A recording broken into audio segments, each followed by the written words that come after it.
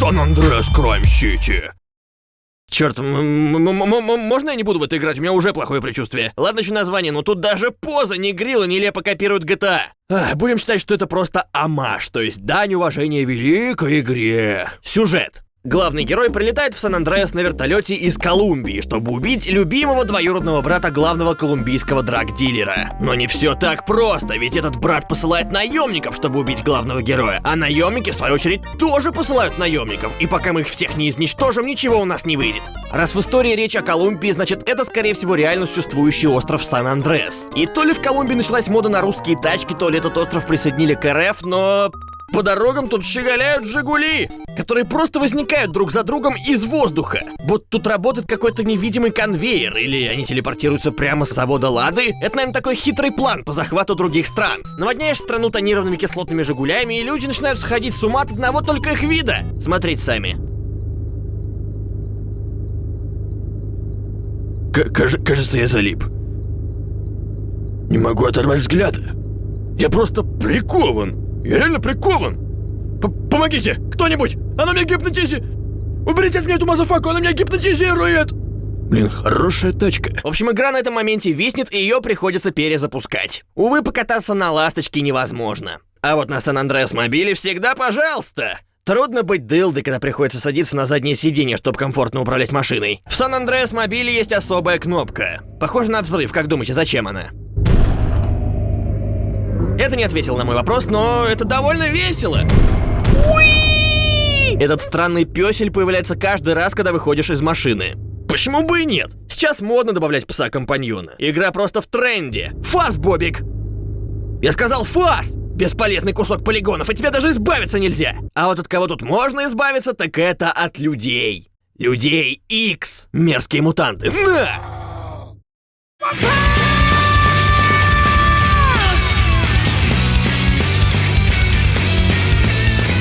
Ну а чё, тоже лысый и тоже с одного удара всех выносит. Но в отличие от Ван Панчмана, нашего героя легко убить.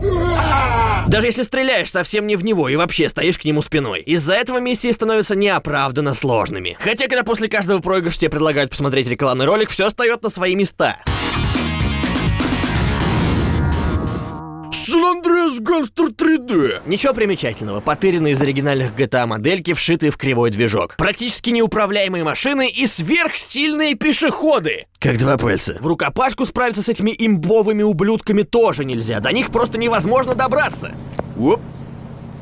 Юмы. Блин, асфальт-то еще был свежим. Извините. Помогите. О, спасибо, добрый человек, спасибо. Вы куда не бросайте меня? Тротуар — это одна большая коварная ловушка, попав в которую ничего не остается, кроме как перезапускать игру. А еще тут есть чертов танк, и на нем можно даже прокатиться, если суметь до него добраться. Правда, в нем без остановки играет нечто арабское, что очень давит на мозг.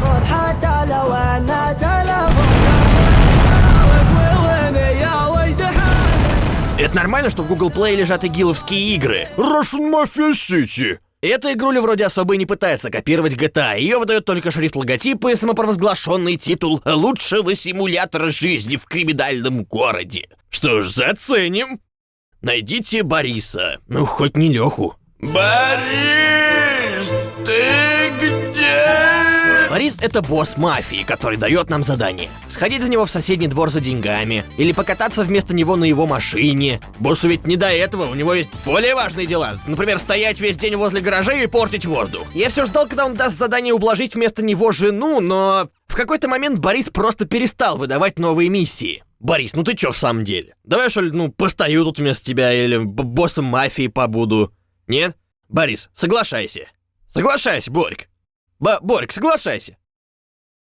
Ладно, пора свергнуть этот паралич в ватных джинсах. Да здравствует новый король! Будем считать, что игра пройдена. Grand City Driving. Симулятор жизни виртуальной копии Майкла Серы. Ни больше, ни меньше. Просто ходим и исследуем этот фальшивый 3D-мир, в который нас каким-то образом занесло. Фальшивый бассейн, фальшивые люди, фальшивая жизнь. Тетя прошла сквозь дерево. Что-то тут не так. Извините, сэр, вы не подскажете... Плохи дела. Быть может, это как шоу Трумана, только про виртуальную реальность, и нам надо помочь герою найти выход из нее? Беги! Беги за горизонт! Разрушь иллюзию!